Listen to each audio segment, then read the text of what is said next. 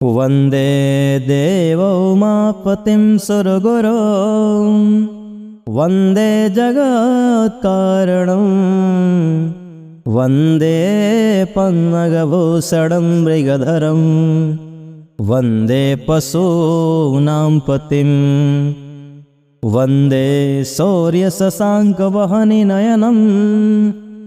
वन्दे मुकुन्दप्रियं वन्दे भक्तजनाश्रयं च वरदं वन्दे शिवं शङ्करं वन्दे देवोमापतिं सुरगुरो वन्दे जगत्कारणं वन्दे पन्नगभूषणं मृगधरं वन्दे पशूनां पतिं वन्दे शौर्यशशाङ्कवहनिनयनं वन्दे मुकुन्दप्रियं वन्दे भक्तजनाश्रयं च वरदं वन्दे शिवं शङ्करं वन्दे देवोमापतिं सुरगुरो वन्दे जगत्कारणं वन्दे पन्नगभूषणं मृगधरं वन्दे पशूनां पतिं वन्दे शौर्यशशाङ्कवहनिनयनं वन्दे मुकुन्दप्रियं वन्दे भक्तजनाश्रयं च वरदं वन्दे शिवं शङ्करं वन्दे देवोमापतिं सुरगुरो वन्दे जगत्कारणं वन्दे पन्नगभूषणं मृगधरं वन्दे पशूनां पतिं वन्दे शौर्यशशाङ्कवहनिनयनं वन्दे मुकुन्दप्रियं वन्दे भक्तजनाश्रयं च वरदं वन्दे शिवं शङ्करं वन्दे देवोमापतिं सुरगुरो वन्दे जगत्कारणं वन्दे पन्नगभूषणं मृगधरं वन्दे पशूनां पतिं वन्दे शौर्यशशाङ्कवहनिनयनं वन्दे मुकुन्दप्रियं वन्दे भक्तजनाश्रयं च वरदं वन्दे शिवं शङ्करं वन्दे देवोमापतिं सुरगुरो वन्दे जगत्कारणं वन्दे पन्नगभूषणं मृगधरं वन्दे पशूनां पतिं वन्दे शौर्यशशाङ्कवहनिनयनं वन्दे मुकुन्दप्रियं वन्दे भक्तजनाश्रयं च वरदं वन्दे शिवं शङ्करं वन्दे देवोमापतिं सुरगुरो वन्दे जगत्कारणं वन्दे पन्नगभूषणं मृगधरं वन्दे पशूनां पतिं वन्दे शौर्यशशाङ्कवहनिनयनं वन्दे मुकुन्दप्रियं वन्दे भक्तजनाश्रयं च वरदं वन्दे शिवं शङ्करं वन्दे देवोमापतिं सुरगुरो वन्दे जगत्कारणं वन्दे पन्नगभूषणं मृगधरं वन्दे पशूनां पतिं वन्दे शौर्यशशाङ्कवहनिनयनं वन्दे मुकुन्दप्रियं वन्दे भक्तजनाश्रयं च वरदं वन्दे शिवं शङ्करम् वन्दे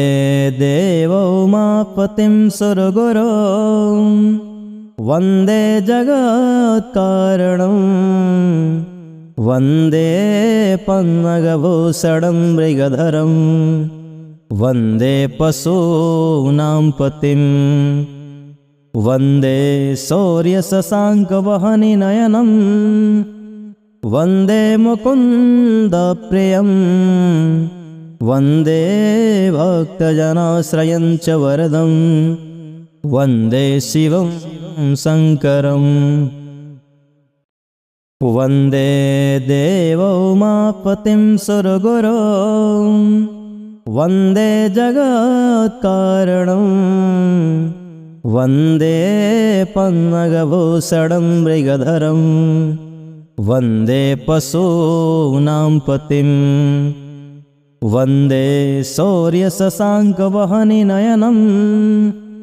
वन्दे मुकुन्दप्रियं वन्दे भक्तजनाश्रयं च वरदं वन्दे शिवं शङ्करम् वन्दे देवोमापतिं सुरगुरो वन्दे जगत्कारणं वन्दे पन्नगभूषणं मृगधरं वन्दे पशूनां पतिं वन्दे शौर्यशशाङ्कवहनिनयनं वन्दे मुकुन्दप्रियं वन्दे भक्तजनाश्रयं च वरदं वन्दे शिवं शङ्करम् वन्दे देवोमापतिं सुरगुरो वन्दे जगत्कारणं वन्दे पन्नगभूषणं मृगधरं वन्दे पशूनां पतिं वन्दे शौर्यशशाङ्कवहनिनयनं वन्दे मुकुन्दप्रियं वन्दे भक्तजनाश्रयं च वरदं वन्दे शिवं शङ्करम् वन्दे देवोमापतिं सुरगुरो वन्दे जगत्कारणं वन्दे पन्नगभूषणं मृगधरं वन्दे पशूनां पतिं वन्दे शौर्यशशाङ्कवहनिनयनं वन्दे मुकुन्दप्रियं वन्दे भक्तजनाश्रयं च वरदं वन्दे शिवं शङ्करम् वन्दे देवोमापतिं सुरगुरो वन्दे जगत्कारणं वन्दे पन्नगभूषणं मृगधरं वन्दे पशूनां पतिं वन्दे शौर्यशशाङ्कवहनिनयनं वन्दे मुकुन्दप्रियं वन्दे भक्तजनाश्रयं च वरदं वन्दे शिवं शङ्करम् वन्दे देवोमापतिं सुरगुरो वन्दे जगत्कारणं वन्दे पन्नगभूषणं मृगधरं वन्दे पशूनां पतिं वन्दे शौर्यशशाङ्कवहनिनयनं वन्दे मुकुन्दप्रियं वन्दे भक्तजनाश्रयं च वरदं वन्दे शिवं शङ्करम् वन्दे देवोमापतिं सुरगुरो वन्दे जगत्कारणं वन्दे पन्नगभूषणं मृगधरं वन्दे पशूनां पतिं वन्दे शौर्यशशाङ्कवहनिनयनं वन्दे मुकुन्दप्रियं वन्दे भक्तजनाश्रयं च वरदं वन्दे शिवं शङ्करम् वन्दे देवोमापतिं सुरगुरो वन्दे जगत्कारणं वन्दे पन्नगभूषणं मृगधरं वन्दे पशूनां पतिं वन्दे शौर्यशशाङ्कवहनिनयनं वन्दे मुकुन्दप्रियं वन्दे भक्तजनाश्रयं च वरदं वन्दे शिवं शङ्करम् वन्दे देवोमापतिं सुरगुरो वन्दे जगत्कारणं वन्दे पन्नगभूषणं मृगधरं वन्दे पशूनां पतिं वन्दे शौर्यशशाङ्कवहनिनयनं वन्दे मुकुन्दप्रियं वन्दे भक्तजनाश्रयं च वरदं वन्दे शिवं शङ्करम् वन्दे देवोमापतिं सुरगुरो वन्दे जगत्कारणं वन्दे पन्नगभूषणं मृगधरं वन्दे पशूनां पतिं वन्दे शौर्यशशाङ्कवहनिनयनं वन्दे मुकुन्दप्रियं वन्दे भक्तजनाश्रयं च वरदं वन्दे शिवं शङ्करम् वन्दे देवोमापतिं सुरगुरो वन्दे जगत्कारणं वन्दे पन्नगभूषणं मृगधरं वन्दे पशूनां पतिं वन्दे शौर्यशशाङ्कवहनिनयनं वन्दे मुकुन्दप्रियं वन्दे भक्तजनाश्रयं च वरदं वन्दे शिवं शङ्करम् वन्दे देवोमापतिं सुरगुरो वन्दे जगत्कारणं वन्दे पन्नगभूषणं मृगधरं वन्दे पशूनां पतिं वन्दे शौर्यशशाङ्कवहनिनयनं वन्दे मुकुन्दप्रियं वन्दे भक्तजनाश्रयं च वरदं वन्दे शिवं शङ्करम् वन्दे देवोमापतिं सुरगुरो वन्दे जगत्कारणं वन्दे पन्नगभूषणं मृगधरं वन्दे पशूनां पतिं वन्दे शौर्यशशाङ्कवहनिनयनं वन्दे मुकुन्दप्रियं वन्दे भक्तजनाश्रयं च वरदं वन्दे शिवं शङ्करम् वन्दे देवोमापतिं सुरगुरो वन्दे जगत्कारणं वन्दे पन्नगभूषणं मृगधरं वन्दे पशूनां पतिं वन्दे शौर्यशशाङ्कवहनिनयनं वन्दे मुकुन्दप्रियं वन्दे भक्तजनाश्रयं च वरदं वन्दे शिवं शङ्करम् वन्दे देवोमापतिं सुरगुरो वन्दे जगत्कारणं वन्दे पन्नगभूषणं मृगधरं वन्दे पशूनां पतिं वन्दे शौर्यशशाङ्कवहनिनयनं वन्दे मुकुन्दप्रियं वन्दे भक्तजनाश्रयं च वरदं वन्दे शिवं शङ्करं वन्दे देवोमापतिं सुरगुरो वन्दे जगत्कारणं वन्दे पन्नगभूषणं मृगधरं वन्दे पशूनां पतिं वन्दे शौर्यशशाङ्कवहनिनयनं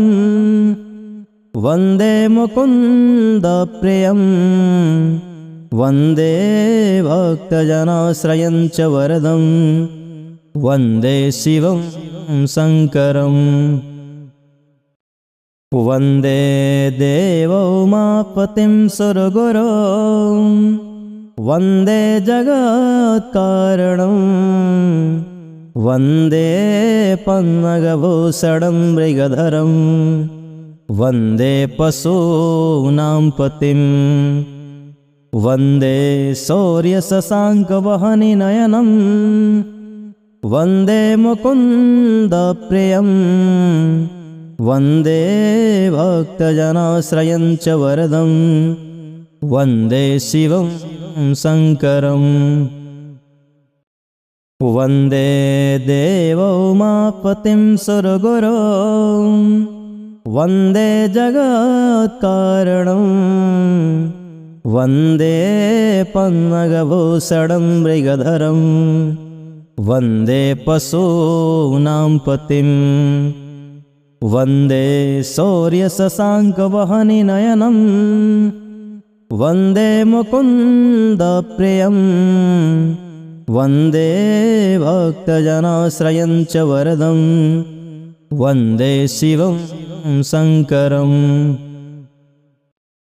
वन्दे देवोमापतिं सुरगुरो वन्दे जगत्कारणं वन्दे पन्नगभूषणं मृगधरं वन्दे पशूनां पतिं वन्दे शौर्यशशाङ्कवहनिनयनं वन्दे मुकुन्दप्रियं वन्दे भक्तजनाश्रयं च वरदं वन्दे शिवं शङ्करं वन्दे देवोमापतिं सुरगुरो वन्दे जगत्कारणं वन्दे पन्नगभूषणं मृगधरं वन्दे पशूनां पतिं वन्दे शौर्यशशाङ्कवहनिनयनं वन्दे मुकुन्दप्रियं वन्दे भक्तजनाश्रयं च वरदं वन्दे शिवं शङ्करं वन्दे देवोमापतिं सुरगुरो वन्दे जगत्कारणं वन्दे पन्नगभूषणं मृगधरं वन्दे पशूनां पतिं वन्दे शौर्यशशाङ्कवहनिनयनं वन्दे मुकुन्दप्रियं वन्दे भक्तजनाश्रयं च वरदं वन्दे शिवं शङ्करं वन्दे देवोमापतिं सुरगुरो वन्दे जगत्कारणं वन्दे पन्नगभूषणं मृगधरं वन्दे पशूनां पतिं वन्दे शौर्यशशाङ्कवहनिनयनं वन्दे मुकुन्दप्रियं वन्दे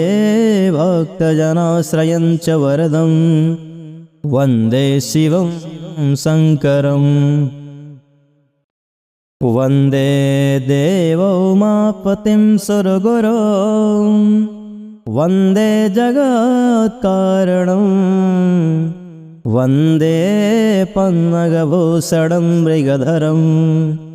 वन्दे पशूनां पतिं वन्दे शौर्यशशाङ्कवहनिनयनं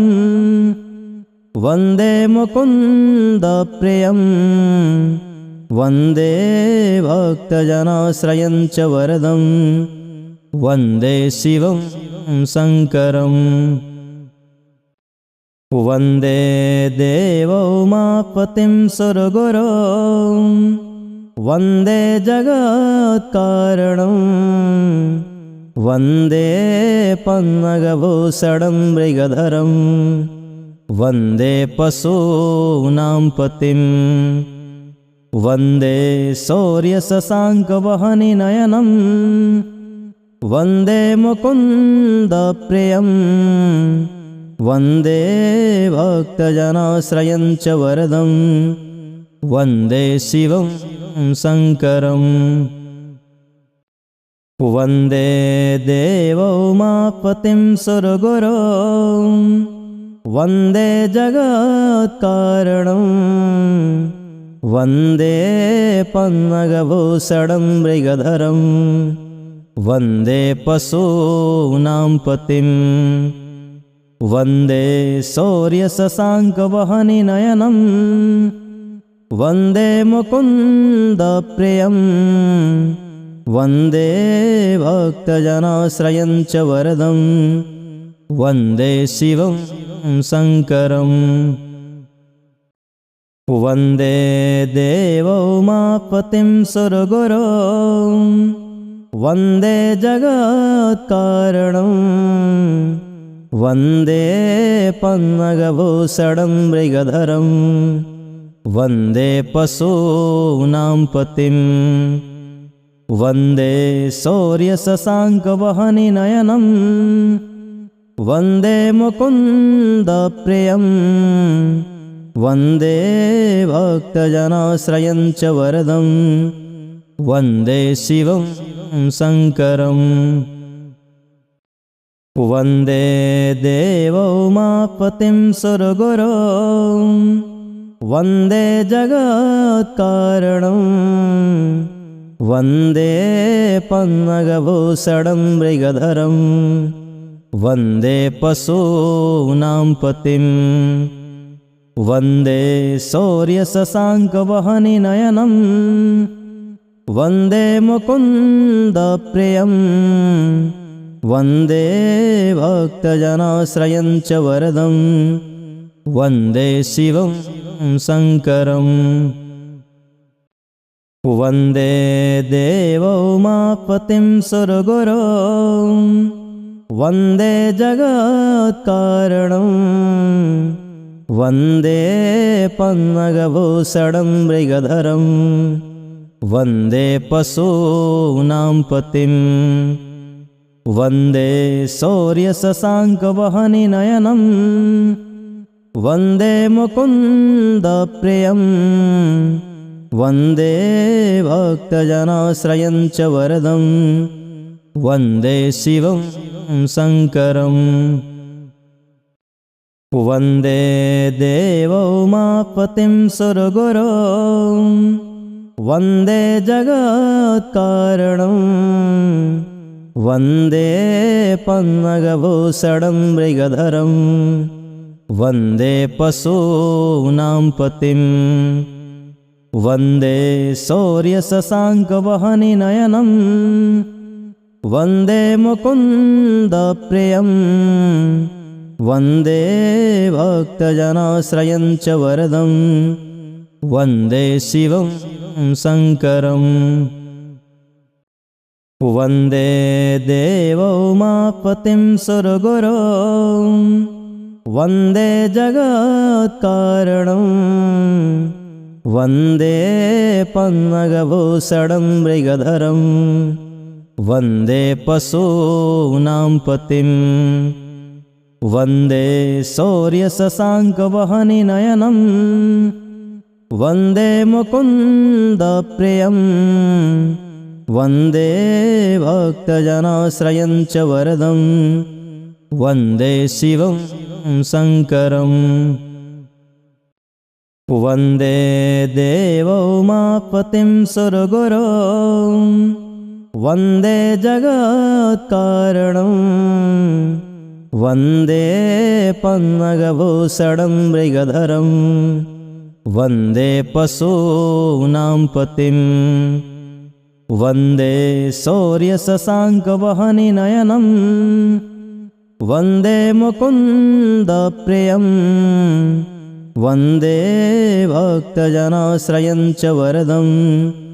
वन्दे शिवं शङ्करम् वन्दे देवोमापतिं सुरगुरो वन्दे जगत्कारणं वन्दे पन्नगभूषणं मृगधरं वन्दे पशूनां पतिं वन्दे शौर्यशशाङ्कवहनिनयनं वन्दे मुकुन्दप्रियं वन्दे भक्तजनाश्रयं च वरदं वन्दे शिवं शङ्करम् वन्दे देवोमापतिं सुरगुरो वन्दे जगत्कारणं वन्दे पन्नगभूषणं मृगधरं वन्दे पशूनां पतिं वन्दे शौर्यशशाङ्कवहनिनयनं वन्दे मुकुन्दप्रियं वन्दे भक्तजनाश्रयं च वरदं वन्दे शिवं शङ्करम् वन्दे देवोमापतिं सुरगुरो वन्दे जगत्कारणं वन्दे पन्नगभूषणं मृगधरं वन्दे पशूनां पतिं वन्दे शौर्यशशाङ्कवहनिनयनं वन्दे मुकुन्दप्रियं वन्दे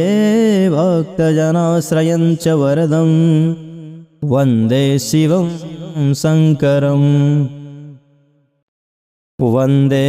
देवोमापतिं सुरगुरो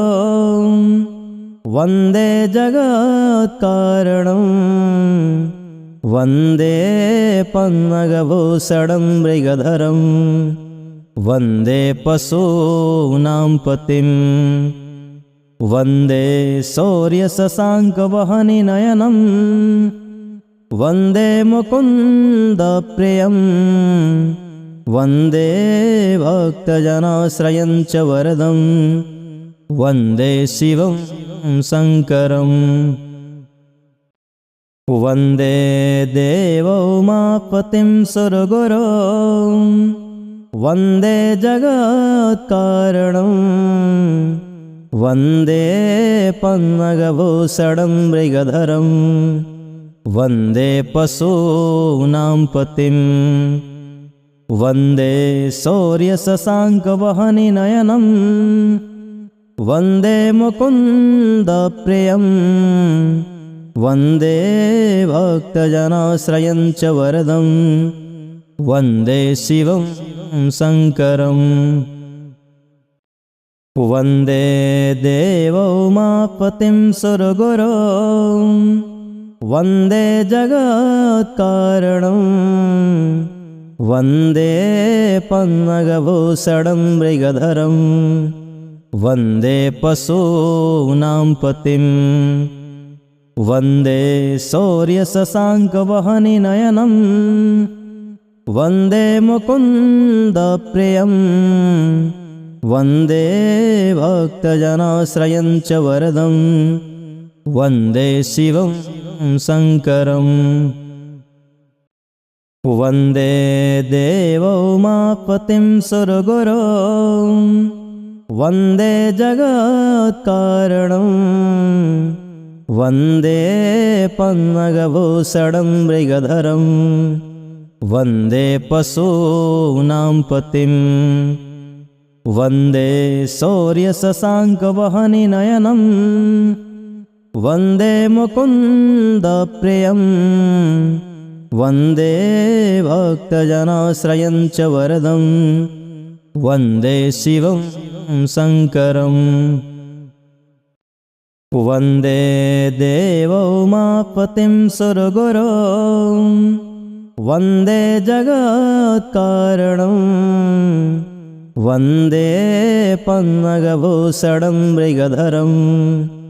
वन्दे पशूनां पतिं वन्दे शौर्यशशाङ्कवहनिनयनं वन्दे मुकुन्दप्रियं वन्दे भक्तजनाश्रयं च वरदं वन्दे शिवं शङ्करम् वन्दे देवोमापतिं सुरगुरो वन्दे जगत्कारणं वन्दे पन्नगभूषणं मृगधरं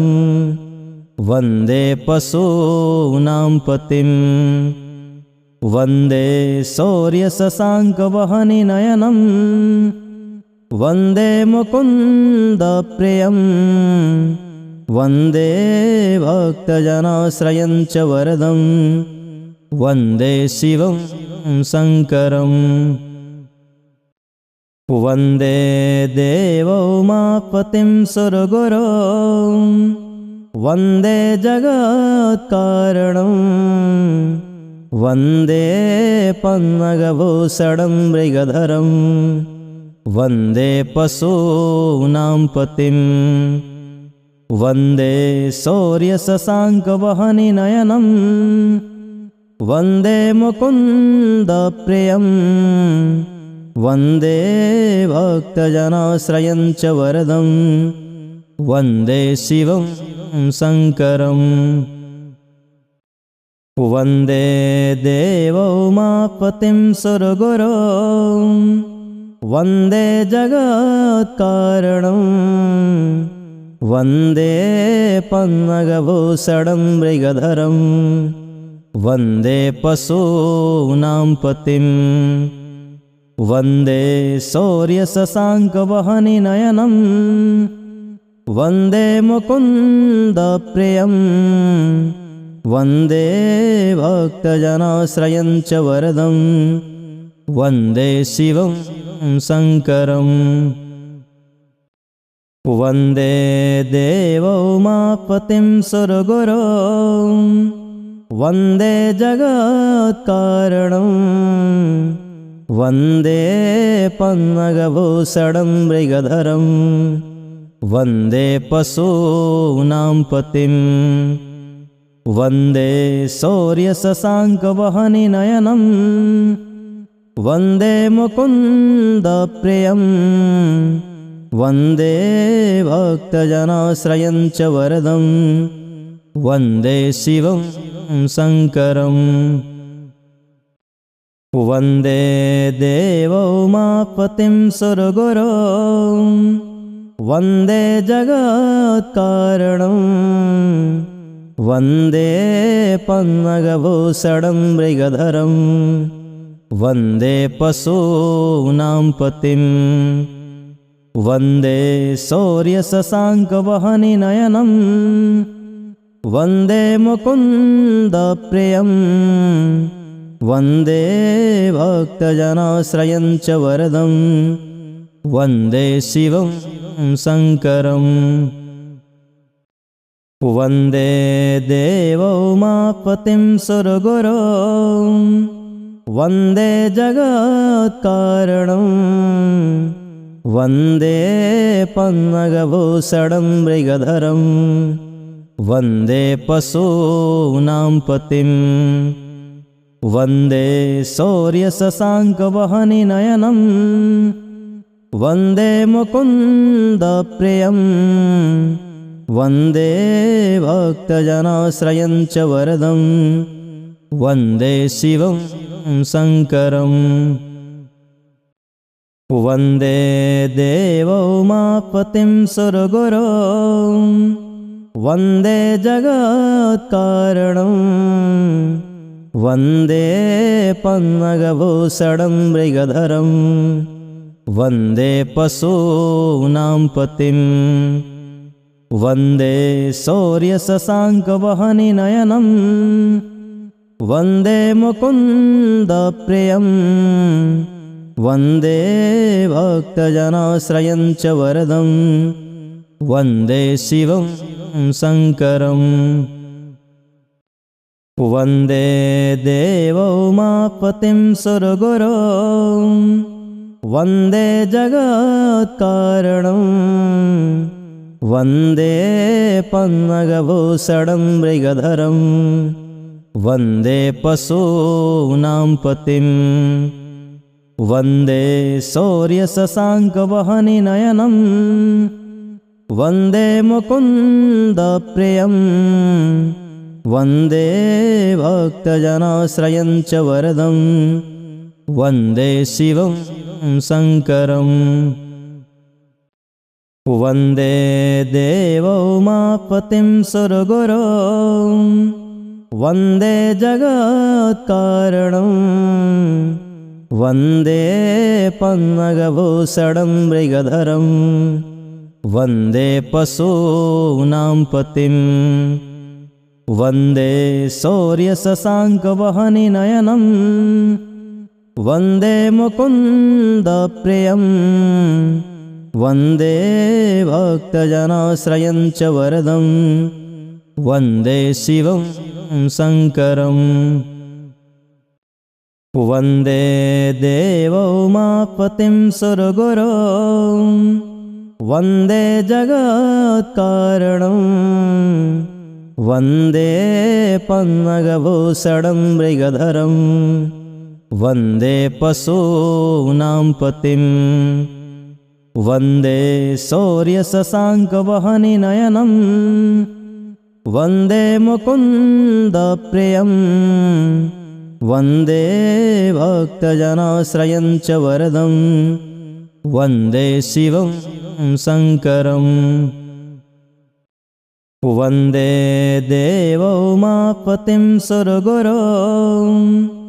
वन्दे जगत्कारणं वन्दे पन्नगभूषणं मृगधरं वन्दे पशूनां पतिं वन्दे शौर्यशशाङ्कवहनिनयनं वन्दे मुकुन्दप्रियं वन्दे भक्तजनाश्रयं च वरदं वन्दे शिवं शङ्करम् वन्दे देवोमापतिं सुरगुरो वन्दे जगत्कारणं वन्दे पन्नगभूषणं मृगधरं वन्दे पशूनां पतिं वन्दे शौर्यशशाङ्कवहनिनयनं वन्दे मुकुन्दप्रियं वन्दे भक्तजनाश्रयं च वरदं वन्दे शिवं शङ्करम् वन्दे देवोमापतिं सुरगुरो वन्दे जगत्कारणं वन्दे पन्नगभूषणं मृगधरं वन्दे पशूनां पतिं वन्दे शौर्यशशाङ्कवहनिनयनं वन्दे मुकुन्दप्रियं वन्दे भक्तजनाश्रयं च वरदं वन्दे शिवं शङ्करम् वन्दे देवोमापतिं सुरगुरो वन्दे जगत्कारणं वन्दे पन्नगभूषणं मृगधरं वन्दे पशूनां पतिं वन्दे शौर्यशशाङ्कवहनिनयनं वन्दे मुकुन्दप्रियं वन्दे भक्तजनाश्रयं च वरदं वन्दे शिवं शङ्करम् वन्दे देवोमापतिं सुरगुरो वन्दे जगत्कारणं वन्दे पन्नगभूषणं मृगधरं वन्दे पशूनां पतिं वन्दे शौर्यशशाङ्कवहनिनयनं वन्दे मुकुन्दप्रियं वन्दे भक्तजनाश्रयं च वरदं वन्दे शिवं शङ्करम् वन्दे देवोमापतिं सुरगुरो वन्दे जगत्कारणं वन्दे पन्नगभूषणं मृगधरं वन्दे पशूनां पतिं वन्दे शौर्यशशाङ्कवहनिनयनं वन्दे मुकुन्दप्रियं वन्दे भक्तजनाश्रयं च वरदं वन्दे शिवं शङ्करम् वन्दे देवोमापतिं सुरगुरो वन्दे जगत्कारणं वन्दे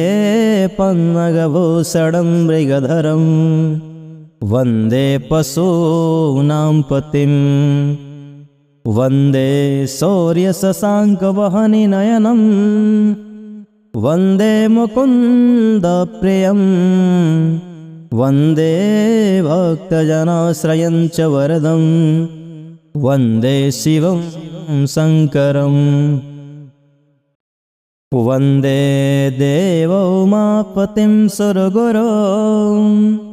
वन्दे जगत्कारणं वन्दे पन्नगभूषणं मृगधरं वन्दे पशूनां पतिं वन्दे शौर्यशशाङ्कवहनिनयनं वन्दे मुकुन्दप्रियं वन्दे भक्तजनाश्रयं च वरदं वन्दे शिवं शङ्करम् वन्दे देवोमापतिं सुरगुरो वन्दे जगत्कारणं वन्दे पन्नगभूषणं मृगधरं वन्दे पशूनां पतिं वन्दे शौर्यशशाङ्कवहनिनयनं वन्दे मुकुन्दप्रियं वन्दे भक्तजनाश्रयं च वरदं वन्दे शिवं शङ्करम् वन्दे देवोमापतिं सुरगुरो वन्दे जगत्कारणं वन्दे पन्नगभूषणं मृगधरं वन्दे पशूनां पतिं वन्दे शौर्यशशाङ्कवहनिनयनं वन्दे मुकुन्दप्रियं वन्दे भक्तजनाश्रयं च वरदं वन्दे शिवं शङ्करम् वन्दे देवोमापतिं सुरगुरो वन्दे जगत्कारणं वन्दे पन्नगभूषणं मृगधरं वन्दे पशूनां पतिं वन्दे शौर्यशशाङ्कवहनिनयनं वन्दे मुकुन्दप्रियं वन्दे भक्तजनाश्रयं च वरदं वन्दे शिवं शङ्करम् वन्दे देवोमापतिं सुरगुरो वन्दे जगत्कारणं वन्दे पन्नगभूषणं मृगधरं वन्दे पशूनां पतिं वन्दे शौर्यशशाङ्कवहनिनयनं वन्दे मुकुन्दप्रियं वन्दे भक्तजनाश्रयं च वरदं वन्दे शिवं शङ्करम् वन्दे देवोमापतिं सुरगुरो वन्दे जगत्कारणं वन्दे पन्नगभूषणं मृगधरं वन्दे पशूनां पतिं वन्दे शौर्यशशाङ्कवहनिनयनं वन्दे मुकुन्दप्रियं वन्दे भक्तजनाश्रयं च वरदं वन्दे शिवं शङ्करम् वन्दे देवोमापतिं सुरगुरो वन्दे जगत्कारणं वन्दे पन्नगभूषणं मृगधरं वन्दे पशूनां पतिं वन्दे शौर्यशशाङ्कवहनिनयनं वन्दे मुकुन्दप्रियं वन्दे भक्तजनाश्रयं च वरदं वन्दे शिवं शङ्करम् वन्दे देवोमापतिं सुरगुरो वन्दे जगत्कारणं वन्दे पन्नगभूषणं मृगधरं वन्दे पशूनां पतिं वन्दे शौर्यशशाङ्कवहनिनयनं वन्दे मुकुन्दप्रियं वन्दे भक्तजनाश्रयं च वरदं वन्दे शिवं शङ्करम् वन्दे देवोमापतिं सुरगुरो वन्दे जगत्कारणं वन्दे पन्नगभूषणं मृगधरं वन्दे पशूनां पतिं वन्दे शौर्यशशाङ्कवहनिनयनं वन्दे मुकुन्दप्रियं वन्दे भक्तजनाश्रयं च वरदं वन्दे शिवं शङ्करम् वन्दे देवोमापतिं सुरगुरो वन्दे जगत्कारणं वन्दे पन्नगभूषणं मृगधरं वन्दे पशूनां पतिं वन्दे शौर्यशशाङ्कवहनिनयनं वन्दे मुकुन्दप्रियं वन्दे भक्तजनाश्रयं च वरदं वन्दे शिवं शङ्करम् वन्दे देवोमापतिं सुरगुरो वन्दे जगत्कारणं वन्दे पन्नगभूषणं मृगधरं वन्दे पशूनां पतिं वन्दे शौर्यशशाङ्कवहनिनयनं वन्दे मुकुन्दप्रियं वन्दे भक्तजनाश्रयं च वरदं वन्दे शिवं शङ्करम् वन्दे देवोमापतिं सुरगुरो वन्दे जगत्कारणं वन्दे पन्नगभूषणं मृगधरं वन्दे पशूनां पतिं वन्दे शौर्यशशाङ्कवहनिनयनं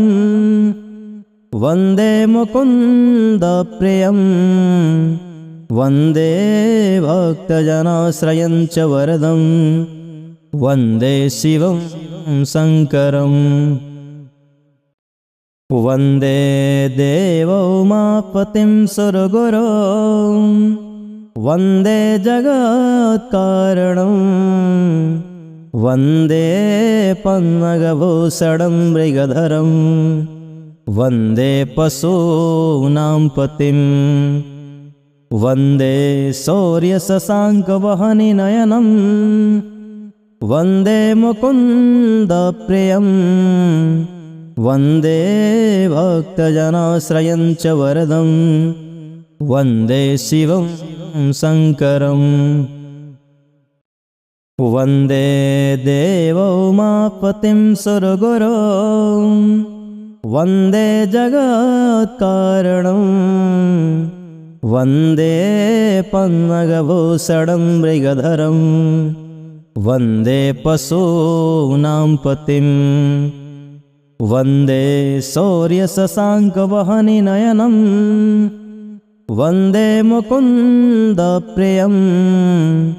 वन्दे भक्तजनाश्रयं च वरदं वन्दे शिवं शङ्करम् वन्दे देवोमापतिं सुरगुरो वन्दे जगत्कारणं वन्दे पन्नगभूषणं मृगधरं वन्दे पशूनां पतिं वन्दे शौर्यशशाङ्कवहनिनयनं वन्दे मुकुन्दप्रियं वन्दे भक्तजनाश्रयं च वरदं वन्दे शिवं शङ्करम् वन्दे देवोमापतिं सुरगुरो वन्दे जगत्कारणं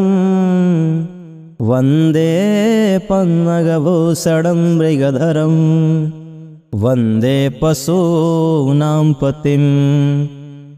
वन्दे शौर्यशशाङ्कवहनिनयनं वन्दे मुकुन्दप्रियं वन्दे भक्तजनाश्रयं च वरदं वन्दे शिवं शङ्करम् वन्दे देवोमापतिं सुरगुरो वन्दे जगत्कारणं वन्दे पन्नगभूषणं मृगधरं वन्दे पशूनां पतिं वन्दे शौर्यशशाङ्कवहनिनयनं वन्दे मुकुन्दप्रियं वन्दे भक्तजनाश्रयं च वरदं वन्दे शिवं शङ्करम् वन्दे देवोमापतिं सुरगुरो वन्दे जगत्कारणं वन्दे पन्नगभूषणं मृगधरं वन्दे पशूनां पतिं वन्दे शौर्यशशाङ्कवहनिनयनं वन्दे मुकुन्दप्रियं वन्दे भक्तजनाश्रयं च वरदं वन्दे शिवं शङ्करम् वन्दे देवोमापतिं सुरगुरो वन्दे जगत्कारणं वन्दे पन्नगभूषणं मृगधरं वन्दे पशूनां पतिं वन्दे शौर्यशशाङ्कवहनिनयनं वन्दे मुकुन्दप्रियं वन्दे भक्तजनाश्रयं च वरदं वन्दे शिवं शङ्करम् वन्दे देवोमापतिं सुरगुरो वन्दे जगत्कारणं वन्दे पन्नगभूषणं मृगधरं वन्दे पशूनां पतिं वन्दे शौर्यशशाङ्कवहनिनयनं वन्दे मुकुन्दप्रियं वन्दे भक्तजनाश्रयं च वरदं वन्दे शिवं शङ्करम् वन्दे देवोमापतिं सुरगुरो वन्दे जगत्कारणं वन्दे पन्नगभूषणं मृगधरं वन्दे पशूनां पतिं वन्दे शौर्यशशाङ्कवहनिनयनं वन्दे मुकुन्दप्रियं वन्दे भक्तजनाश्रयं च वरदं वन्दे शिवं शङ्करम् वन्दे देवोमापतिं सुरगुरो वन्दे जगत्कारणं वन्दे पन्नगभूषणं मृगधरं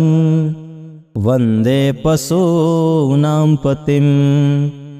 वन्दे शौर्यशशाङ्कवहनिनयनं वन्दे मुकुन्दप्रियं वन्दे भक्तजनाश्रयं च वरदं वन्दे शिवं शङ्करम्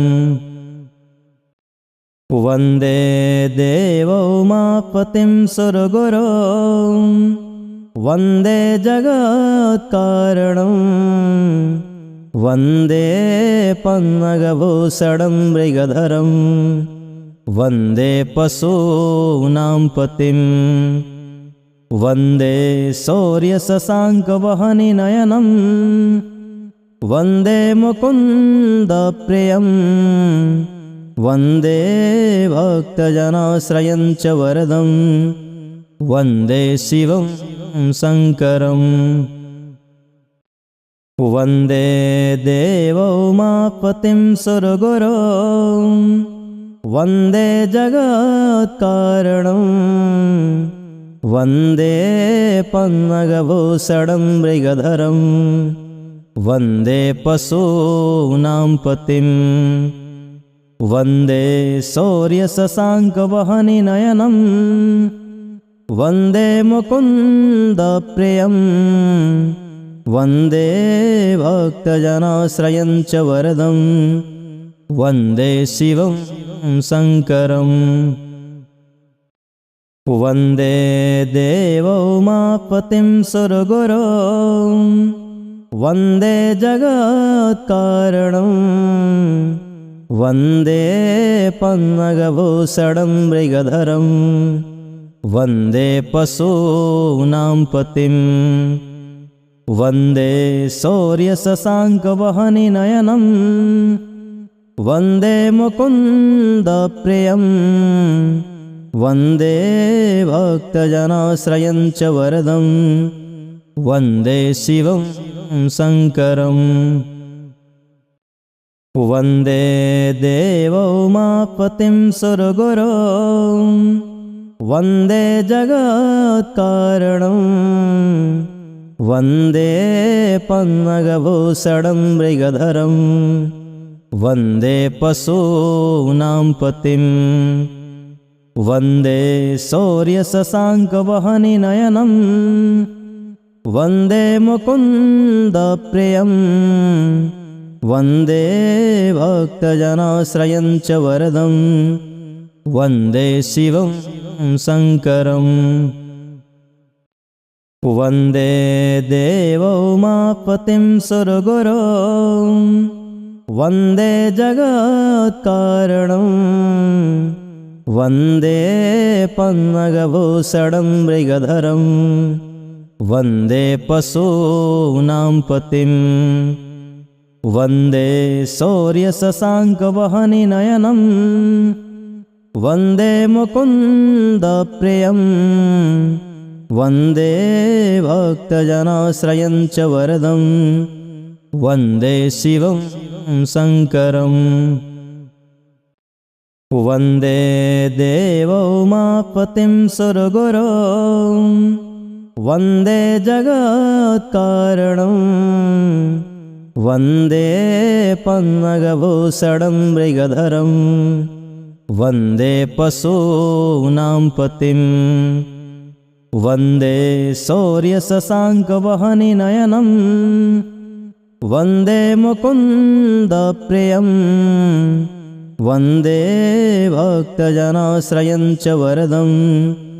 वन्दे शिवं शङ्करम् वन्दे देवोमापतिं सुरगुरो वन्दे जगत्कारणं वन्दे पन्नगभूषणं मृगधरं वन्दे पशूनां पतिं वन्दे शौर्यशशाङ्कवहनिनयनं वन्दे मुकुन्दप्रियं वन्दे भक्तजनाश्रयं च वरदं वन्दे शिवं शङ्करम् वन्दे देवोमापतिं सुरगुरो वन्दे जगत्कारणं वन्दे पन्नगभूषणं मृगधरं वन्दे पशूनां पतिं वन्दे शौर्यशशाङ्कवहनिनयनं वन्दे मुकुन्दप्रियं वन्दे भक्तजनाश्रयं च वरदं वन्दे शिवं शङ्करम् वन्दे देवोमापतिं सुरगुरो वन्दे जगत्कारणं वन्दे पन्नगभूषणं मृगधरं वन्दे पशूनां पतिं वन्दे शौर्यशशाङ्कवहनिनयनं वन्दे मुकुन्दप्रियं वन्दे भक्तजनाश्रयं च वरदं वन्दे शिवं शङ्करम् वन्दे देवोमापतिं सुरगुरो वन्दे जगत्कारणं वन्दे पन्नगभूषणं मृगधरं वन्दे पशूनां पतिं वन्दे शौर्यशशाङ्कवहनिनयनं वन्दे मुकुन्दप्रियं वन्दे भक्तजनाश्रयं च वरदं वन्दे शिवं शङ्करम् वन्दे देवोमापतिं सुरगुरो वन्दे जगत्कारणं वन्दे पन्नगभूषणं मृगधरं वन्दे पशूनां पतिं वन्दे शौर्यशशाङ्कवहनिनयनं वन्दे मुकुन्दप्रियं वन्दे भक्तजनाश्रयं च वरदं वन्दे शिवं शङ्करम् वन्दे देवोमापतिं सुरगुरो वन्दे जगत्कारणं वन्दे पन्नगभूषणं मृगधरं वन्दे पशूनां पतिं वन्दे शौर्यशशाङ्कवहनिनयनं वन्दे मुकुन्दप्रियं वन्दे भक्तजनाश्रयं च वरदं वन्दे शिवं शङ्करम् वन्दे देवोमापतिं सुरगुरो वन्दे जगत्कारणं वन्दे पन्नगभूषणं मृगधरं वन्दे पशूनां पतिं वन्दे शौर्यशशाङ्कवहनिनयनं वन्दे मुकुन्दप्रियं वन्दे भक्तजनाश्रयं च वरदं वन्दे शिवं शङ्करम् वन्दे देवोमापतिं सुरगुरो वन्दे जगत्कारणं वन्दे पन्नगभूषणं मृगधरं वन्दे पशूनां पतिं वन्दे शौर्यशशाङ्कवहनिनयनं वन्दे मुकुन्दप्रियं वन्दे भक्तजनाश्रयं च वरदं वन्दे शिवं शङ्करम् वन्दे देवोमापतिं सुरगुरो वन्दे जगत्कारणं वन्दे पन्नगभूषणं मृगधरं वन्दे पशूनां पतिं वन्दे शौर्यशशाङ्कवहनिनयनं वन्दे मुकुन्दप्रियं वन्दे भक्तजनाश्रयं च वरदं वन्दे शिवं शङ्करम् वन्दे देवोमापतिं सुरगुरो वन्दे जगत्कारणं वन्दे पन्नगभूषणं मृगधरं वन्दे पशूनां पतिं वन्दे शौर्यशशाङ्कवहनिनयनं वन्दे मुकुन्दप्रियं वन्दे भक्तजनाश्रयं च वरदं वन्दे शिवं शङ्करम् वन्दे देवोमापतिं सुरगुरो वन्दे जगत्कारणं वन्दे पन्नगभूषणं मृगधरं वन्दे पशूनां पतिं वन्दे शौर्यशशाङ्कवहनिनयनं वन्दे मुकुन्दप्रियं वन्दे भक्तजनाश्रयं च वरदं वन्दे शिवं शङ्करम्